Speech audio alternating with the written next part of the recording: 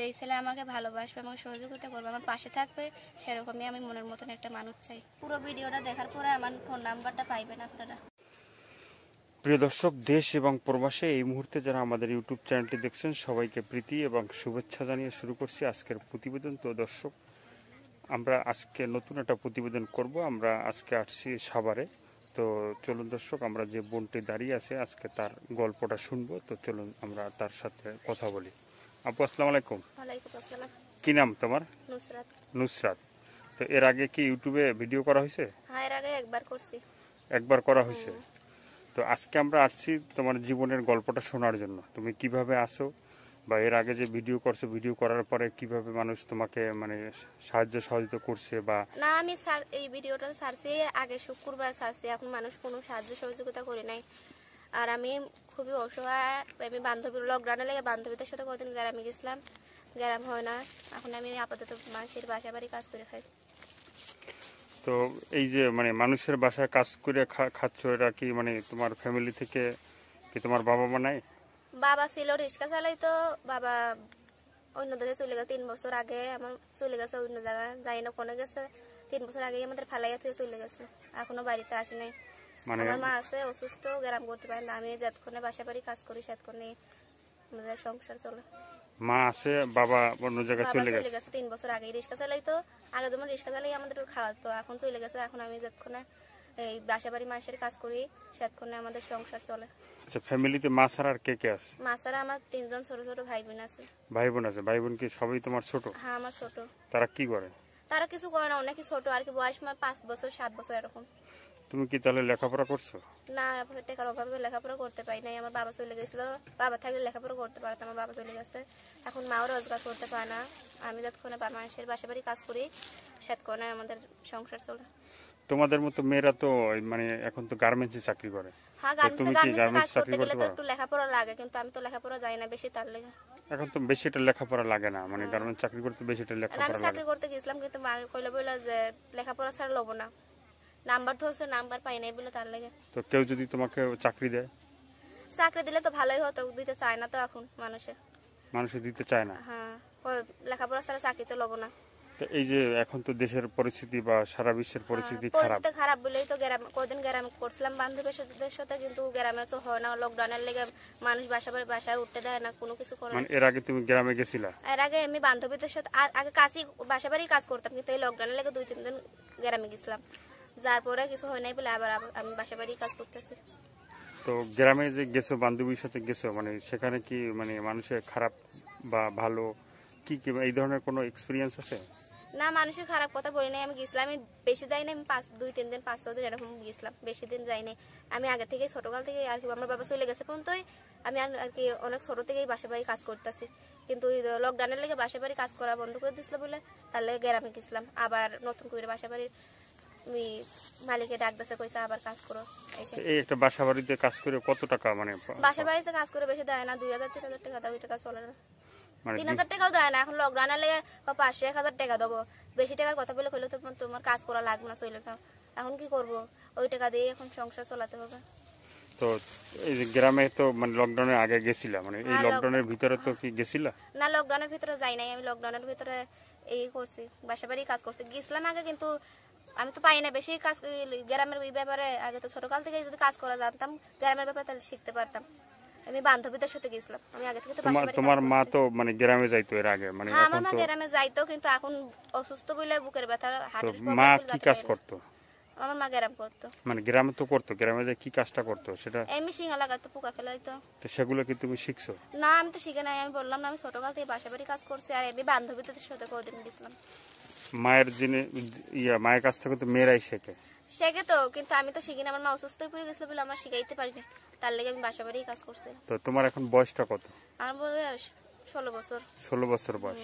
তো 16 বছর বয়স তো তোমাদের ভিতরে অনেকেরই মানে প্রেম হয় বা বিয়ে হয়ে যায়, বেশিরভাগই বিয়ে হয়। বিয়ে তো হয়, আমারও তো বিয়ে করার কথা অনেক মানুষই বলছিল, কিন্তু আমি বিয়ে বসতে চাই নাই। যে আমি কইছিলাম, যখন আমার বয়স আরো কম ছিল, কইলাম বয়স কম, এত কম বয়সে বিয়ে বসে তারপর না। আমি এখন কাজ করতেছি বাড়ির মধ্যে, আমি বড় হই, তারপর আর কি এমনি ভালো না, ছেলে বেশি ভালো না আর কি, খারাপ ছেলে, যে আমাকে ভালোবাসবে, সহযোগিতা করবে, কিন্তু ওই ছেলে ভালো না, যে ছেলে কইছিল বিয়ে করতে। ভালো ছেলে দেখেই তো বাবা মা চায় এক জায়গায় বিয়ে দিতে, খারাপ ছেলে দেখে কি বিয়ে দেবে? তুমি তো বললা যে যে ছেলের সাথে তোমার মানে বিয়ে ঠিক হয়েছিল সে ছেলে ভালো ছেলে না, ভালো ভালো না আর কি, অনেক না। আর কি নেশা করে, বেশি রকম সহযোগিতা করতে পারে না, রোজগার জানে না কোনো কিছু। আমি কইছিলাম বলে, আমিও তো গরিব, আমি তো কোনো কাজ করি না, বাসা বাড়ি কাজ করি, তুই যদি আমার সহযোগিতা করে আমার ভালোবেসে আমার পাশে থাকতে পারিস, তাইলে তোর কাছে আমি বিয়ে বসবো। ওই কিন্তু ছেলে ভালো না, তার লেগে আমার বাবা কইছে যে তোরা সহযোগিতা করবে।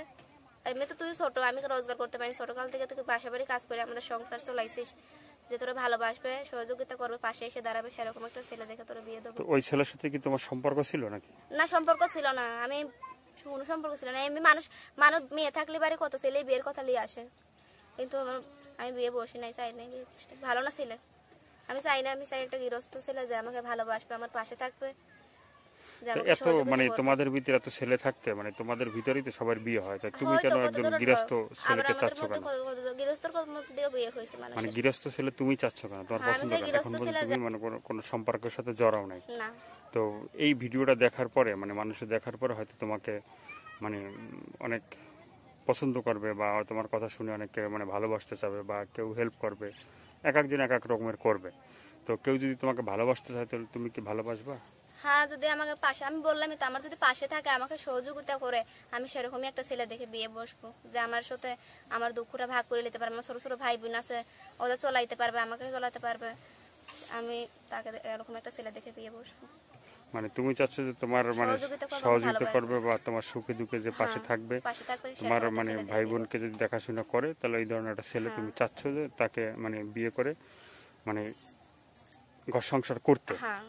তো এই যে মানে যেভাবে তুমি এখন আমার মা যদি রোজগার জানতো, তাহলে আমি বলতাম না যে আমার ছেলের পাশে থাকতে হবে, আমার ভাই বোনের সহযোগিতা করতে হবে, আমাকে করতে হবে। কিন্তু আমার মাটাও তো চলতে পারে না, অসুস্থ, বাড়িতে পড়ে রয়েছে। যতক্ষণ আমি এই বাসা বাড়ি কাজ করি, সেতক্ষণ এখনো মাইনারও কমিয়ে দিচ্ছে। এখন মানুষের বাড়ি 1500 টাকা দেয়, ওই টাকা দিয়ে কতদিন সংসার চলে, কতদিন চলে না।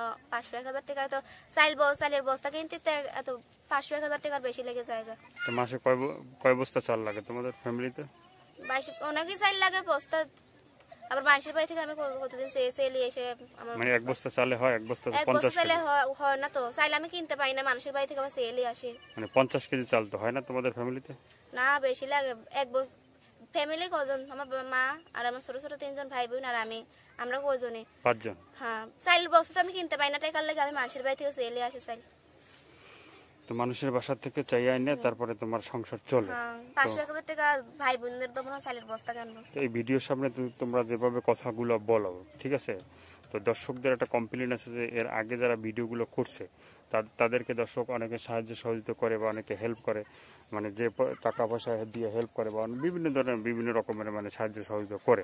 তো তারা সাহায্য করার পরে তাদের ফোন রিসিভ করো না, এটাকে আমি এইসব যাই না ভাই, আমি এখনই তুলছে। আর আগে শুক্রবারে একটা ছাড়ছিলাম এই প্রতিবেদন, কিন্তু আগে শুক্রবারে মানুষের সাথে কথা বলি না, এখনো মানুষ ফোন দেয় নাই আমার মোবাইলে। আগে শুক্রবারে আমি একটা ছাড়ছিলাম, আর এই ছাড়তে, কিন্তু আমি মানুষের সাথে এখনো কথা বলি নাই। তো মানুষের সাথে কথা বলে না, এই ভিডিওটা ছাড়ার পরে তো কথা বলবা? হ্যাঁ, ছাড়ার পর তো কথা বলবোই। মানে সবার সাথে তো কথা বলবা? হ্যাঁ, মানে সবার সাথে কথা বলার পরে বোঝা যাবে যে কে ভালো কে খারাপ। হ্যাঁ, যে আমার ভালোবাসবে, সহযোগিতা করতে পারবে, তার কাছে আমি বিয়ে বসবো, তার সাথে আমি ভালোভাবে কথা বলবো। তো আমি তো ছাড়তে চাই, অনেক কষ্ট হয়ে পড়ে যে একটা মনের মতন মানুষ পাবো, আমাকে সহযোগিতা করতে পারবে। সে সর্বশেষ আর কিছু বলার আছে? সর্বশেষ আর কিছু বলার নাই, এটাই বললাম যে আমার ভাই বোন, ছোট ছোট ভাই বোন আছে, আমার আশা আছে ওদের লেখাপড়া করাইতে। যদি আমার ওরকমই একটা ছেলে হয়, সেরকম একটা মানুষ চাই আমি। আমার ভাই বোনদের যদি আমি লেখাপড়া করাতে পারি, তাইলে আমি ওরকম একটা ছেলে চাই। প্রিয় দর্শক, এই আপুটির জীবনের গল্পটা আপনারা শুনলেন। শোনার পরে যদি আপনাদের ভালো লাগলে এই ভিডিওর ভিতরে যে কোনো একটা জায়গায় আপুর ফোন নাম্বারটা দেওয়া থাকবে, সেই ফোন নাম্বারে আপনারা সরাসরি আপুর সাথে কথা বলবেন। আর কথা বলার পরে যদি তার মানে কথাবার্তা ভালো লাগে বা তাকে যদি আপনারা সাহায্য সহযোগিতা করতে চান, সেটা আপনাদের একান্ত ব্যক্তিগত ব্যাপার। দর্শক, আজকের এ পর্যন্ত। সবাই ভালো থাকবেন, সুস্থ থাকবেন। আর এতক্ষণ যারা আমাদের চ্যানেলটি দেখলেন, তো যারা সাবস্ক্রাইব করছেন সবাইকে ধন্যবাদ। আর যারা সাবস্ক্রাইব করেন নাই, তারা পরবর্তী মানে ভিডিও দেখার জন্য সাবস্ক্রাইব করে রাখেন, তাহলে প্রতিদিন আপনারা নতুন নতুন ভিডিও পাবেন। তো দর্শক, আজকের এই পর্যন্তই। সবাই ভালো থাকবেন, সুস্থ থাকবেন। আর সর্বশেষ একটি কথা বলি, প্রতিদিন একটি হলেও ভালো কাজ করবেন, সেটা হয়তো আপনার জন্য, না হয় দেশের জন্য। সবাইকে আল্লাহ হাফেজ।